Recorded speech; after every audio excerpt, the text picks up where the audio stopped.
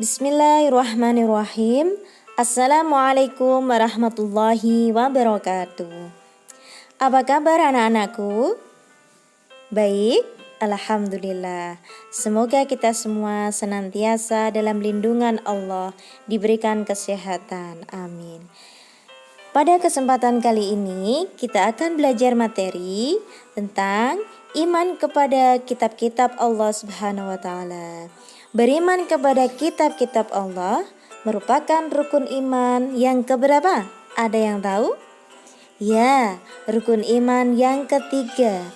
Apa sih pengertian dari iman kepada kitab-kitab Allah?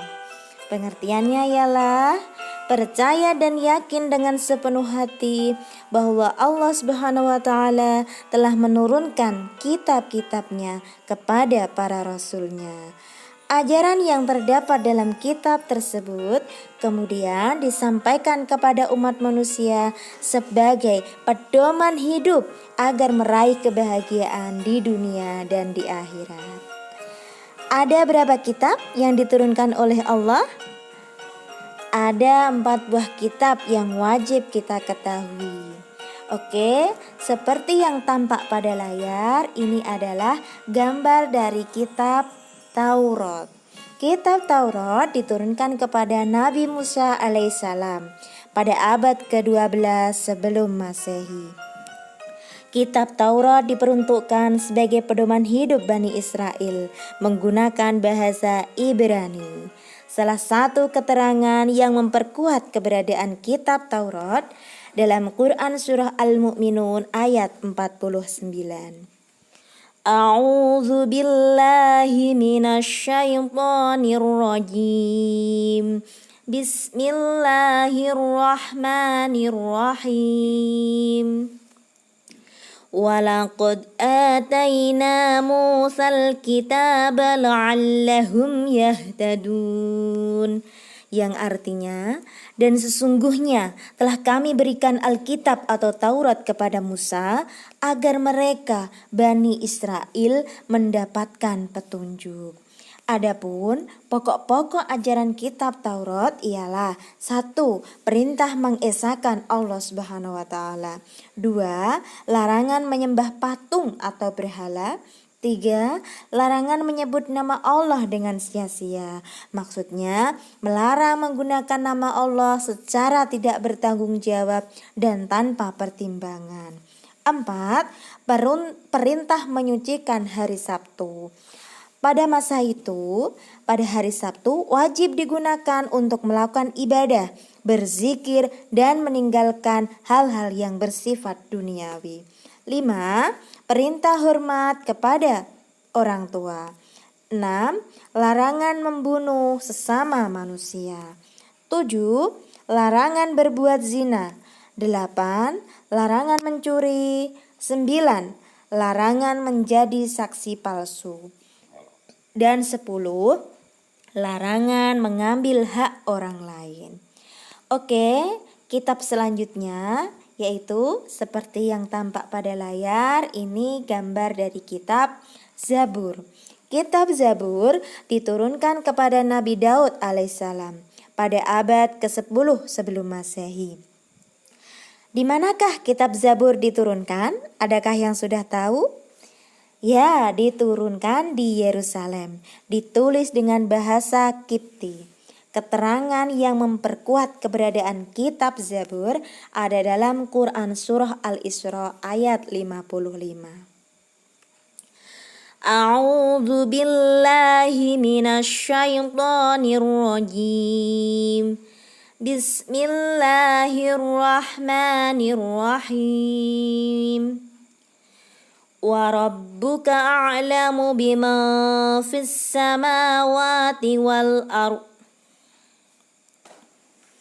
Walaqad faddalna ba'dan nabiyyina ala ba'din wa atayna Dawuda zabura. yang artinya, dan Tuhanmu lebih mengetahui siapa yang ada di langit dan di bumi. Dan sesungguhnya telah kami lebihkan sebagian nabi-nabi itu atas sebagian yang lain.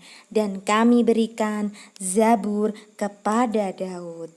Ya, kitab selanjutnya seperti tampak pada layar, ini adalah kitab Injil ya. Kitab Injil diturunkan kepada Nabi Isa alaihissalam pada abad ke-1 Masehi. Kitab Injil diturunkan di wilayah Yerusalem menjadi pedoman kaum Nasrani. Keterangannya ada dalam Quran surah Maryam ayat 30. A'udzu billahi minasyaitonir rajim. Bismillahirrahmanirrahim. Qala inni 'abdullahi ataniyal kitaba wa ja'alani nabiyya. Artinya, berkata Isa, sesungguhnya aku ini hamba Allah. Dia memberiku Alkitab atau Injil dan dia menjadikan aku seorang nabi. Adapun ajaran pokok dari kitab Injil yang pertama, perintah untuk kembali mengesahkan Allah Subhanahu wa taala. Kedua, membenarkan keberadaan kitab Taurat. Tiga, menghapus beberapa hukum dalam kitab Taurat yang tidak lagi sesuai dengan perkembangan zaman. Yang keempat, menjelaskan bahwa kelak akan datang seorang Rasul setelah Nabi Isa alaihissalam, yaitu Nabi Muhammad SAW. Oke, kitab selanjutnya tampak pada layar. Ada yang tahu kitab apa tersebut? Ya, kitab Al-Quran. Kitab Al-Quran diturunkan kepada Nabi Muhammad SAW pada abad ke-7 Masehi. Keterangan tersebut diperkuat dalam Quran surah Al-Imran ayat 3. A'udzu billahi minasyaitonir rajim. Bismillahirrahmanirrahim. Nazzala 'alaikal kitaba bil haqqi musaddiqan lima baina yadayhi wa anzalat taurata wal injil. Yang artinya, Dia menurunkan Alkitab atau Al-Quran kepadamu dengan sebenarnya, membenarkan kitab yang telah diturunkan sebelumnya, dan menurunkan Taurat dan Injil. Al-Quran sebagai penyempurna dan membenarkan kitab-kitab sebelumnya. Diturunkan pertama kali pada tanggal berapa? Ada yang tahu? Ya, tanggal 17 Ramadan kita peringati dengan Hari Nuzulul Quran, di mana wahyu pertama Quran surah Al-Alaq. Al-Quran diturunkan selama kurun waktu 22 tahun, 2 bulan, 22 hari. Selain Al-Quran menjadi petunjuk dan pedoman manusia, Al-Quran juga terjaga kemurniannya sepanjang masa. Selanjutnya, kita akan belajar pokok-pokok ajaran kitab Al-Quran. Yang pertama, akidah atau keyakinan. Maksudnya, keyakinan kita mengesahkan Allah. 2, akhlak atau budi pekerti. 3, ibadah. Ibadah ini berkaitan dengan tata cara kita beribadah, sholat, zakat, dan ibadah lainnya. Yang keempat, muamalah. Muamalah ialah hubungan sesama antar manusia. Yang kelima, tarikh atau sejarah, yakni kisah-kisah orang yang terdahulu. Selanjutnya, ya, tampak ada kitab, ada suhuf.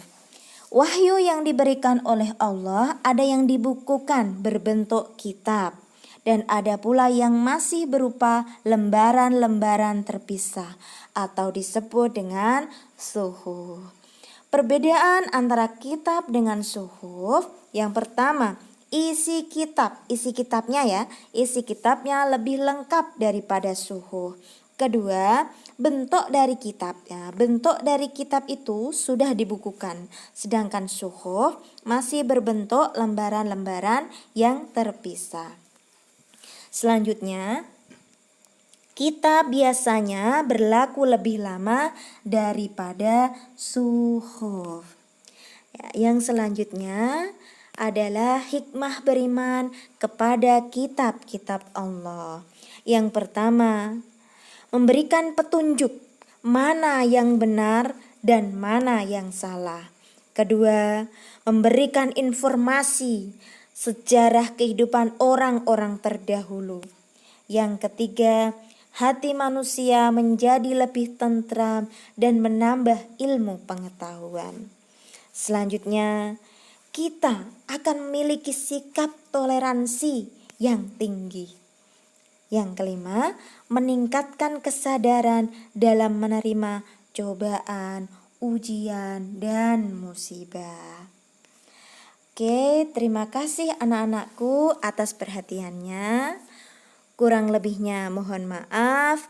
Tetap jaga kesehatan. Semoga wabah corona cepat berlalu. Jangan lupa untuk like dan subscribe. Billahi taufiq wal hidayah. Wassalamualaikum warahmatullahi wabarakatuh.